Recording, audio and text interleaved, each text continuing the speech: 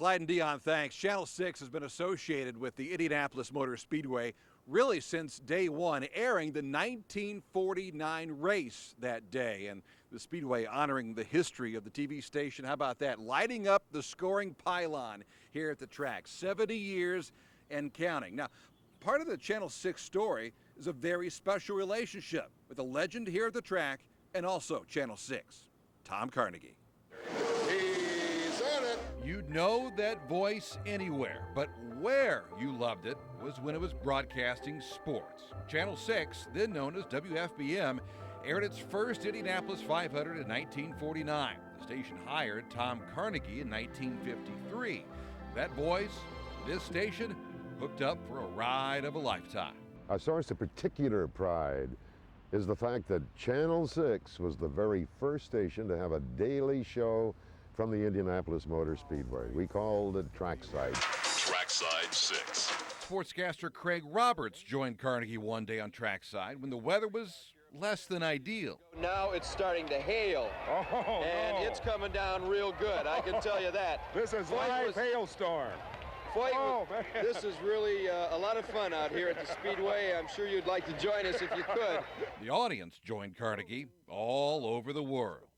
Tom Carnegie reporting from the 19th Olympiad. He was accompanied on that adventure with producer, director Julio Fernandez.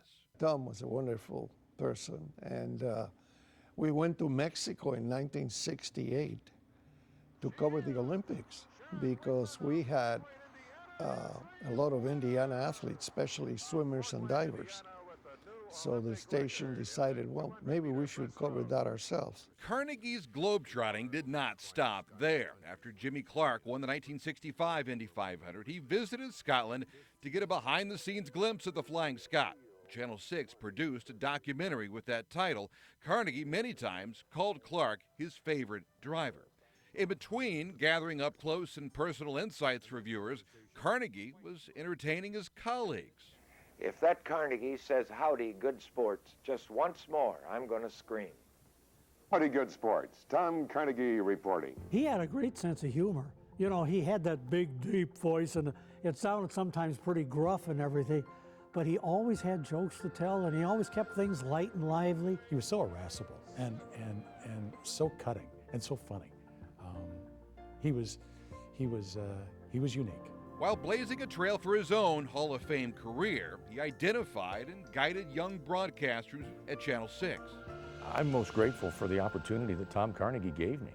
You know, he opened the door for me as an 18-year-old kid who had no idea what he was doing. But when that door was cracked, I was bound and determined to stick my foot in it. That foot got him a job as weekend anchor at Channel 6. Sports with Brian Hammonds. Hammonds later worked for 21 years as an anchor at the Golf Channel. Well, when you're the two-time... Chris Denary, the television voice of the Indiana Pacers, interned under Carnegie. When I got the Pacers job in 2006, I saw Tom at the Indianapolis Motor Speedway, and he said, "You made it.